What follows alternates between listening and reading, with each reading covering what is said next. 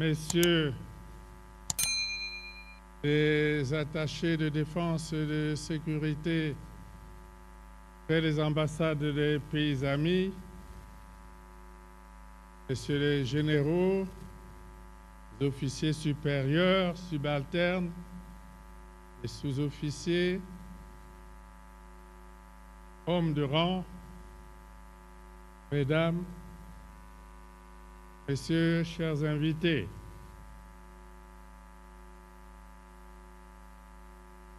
je voudrais tout de suite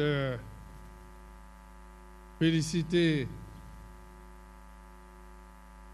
le chef d'état-major général qui vient de présenter le rapport de mise en œuvre des directives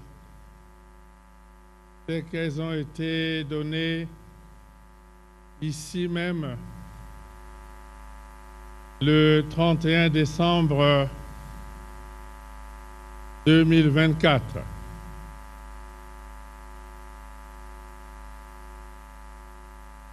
Je le félicite parce que, à travers cette présentation, ces directives ont été mises en œuvre de façon complète dans un contexte national fait de difficultés multiples et de difficultés surtout financières. Et je constate que la force publique a fait preuve de résilience, comme nous l'avons aussi observé au niveau du peuple. Notre peuple, au cours de cette année difficile, a fait preuve de résilience et je suis heureux de constater que la force publique est véritablement en union avec le peuple. Je puis dire que des efforts ont été consentis cette année pour que nous gardions toujours la tête hors de l'eau. Et il est possible aussi que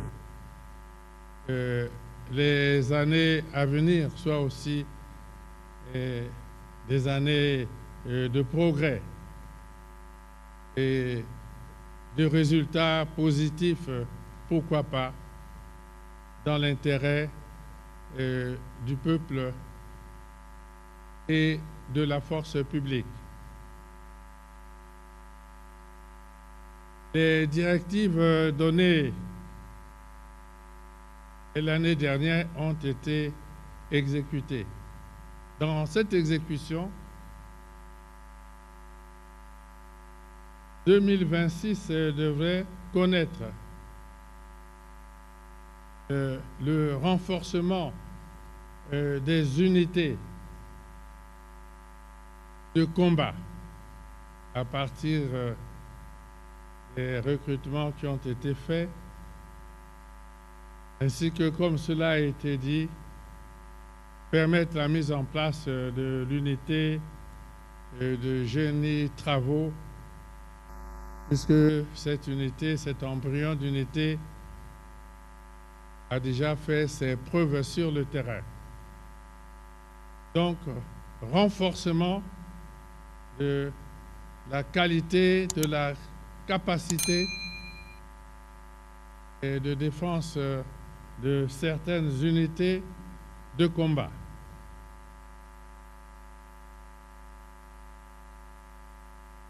Je parle de résilience parce que même dans ce contexte difficile, en même temps que la force publique défend l'intégrité du territoire national, elle participe à des opérations extérieures et honore ses engagements. Voilà pourquoi, à l'occasion de ce réveillon d'armes, le commandant en chef rend aussi hommage, oui,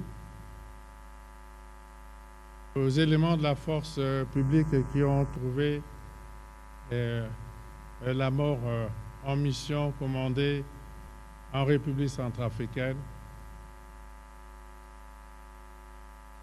Et présente toute sa compassion aux familles éprouvées. Ainsi, la force publique est bien debout dans l'accomplissement de toutes ses missions, à l'intérieur comme à l'extérieur. Cela a été dit par le chef d'état-major général. L'année prochaine, il y aura l'élection présidentielle dans le pays. La force publique, avec l'appui du gouvernement, s'emploiera à faire en sorte que la paix règne sur toute l'étendue du territoire national, la sécurité, et que l'élection présidentielle de 2026 se déroule dans la paix, la sécurité, la transparence et l'unité de notre peuple. Cet objectif sera certainement atteint et il n'y a pas de doute. Notre peuple est un peuple qui aspire à la paix et à la sécurité et il se déploiera pour faire que ces élections se déroulent dans la quiétude totale. Quiétude, oui, parce que l'année dernière, ici même, nous avions donné la directive qui consistait à mettre fin à l'activité du grand banditisme dans le pays. La force publique a accompli cette mission avec bonheur et honneur. Et les témoignages qui nous viennent du peuple profond, croyez-moi, les témoignages qui viennent du peuple profond indiquent que ces actions ont été saluées et nous sommes heureux de voir que principalement à Pointe-Noire et à Brazzaville et même à l'intérieur du pays, les populations ont repris. La vie est paisible. Ce soir, vous le constaterez, et les populations vont prendre part de façon unanime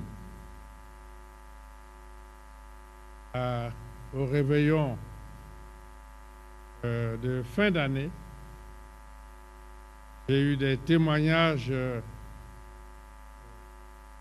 y compris des agents de la radio et de la télévision qui qui m'ont dit qu'ils étaient obligés d'interrompre certaines émissions à la radio, à la télévision très tôt pour rentrer chez eux parce que les bandits armés occupaient la rue. Et des mamans qui sont heureuses de vendre leurs produits de jour comme de nuit, se déplacer de jour comme de nuit. Cela a toujours été la vie dans notre pays. Et nous ne permettrons plus jamais que des éléments hors la loi la perturbent comme nous l'avons constaté ces dernières années, ces derniers mois. Et donc la force publique a la mission principale de maintenir cet état de choses, non pas seulement dans les grandes villes, mais dans l'ensemble du territoire national. Il en sera ainsi toute l'année 2026 et au-delà. Et c'est dans ces conditions que notre peuple pourra se mobiliser, prendre part à l'effort de construction de notre pays. Il y a des indices qui montrent que notre pays ira de l'avant. Il y a des indices qui le montrent. Il suffit de regarder l'engouement avec lequel les populations paysannes se mobilisent pour relancer l'agriculture dans notre pays. Un élan gigantesque et il prendra de plus en plus d'ampleur. Et donc, je pense que c'est sur ces mots d'espoir et sur ces mots d'optimisme quant à l'avenir de notre pays que je vais conclure ce propos en demandant à nos amis, pays amis qui travaillent dans les cabinets de défense et de sécurité près des ambassades, de continuer comme ils l'ont déjà fait, continuer de soutenir les efforts que déploie la force publique pour le maintien de la paix et la sécurité dans notre pays, en amitié avec tous les autres peuples du monde. Je voudrais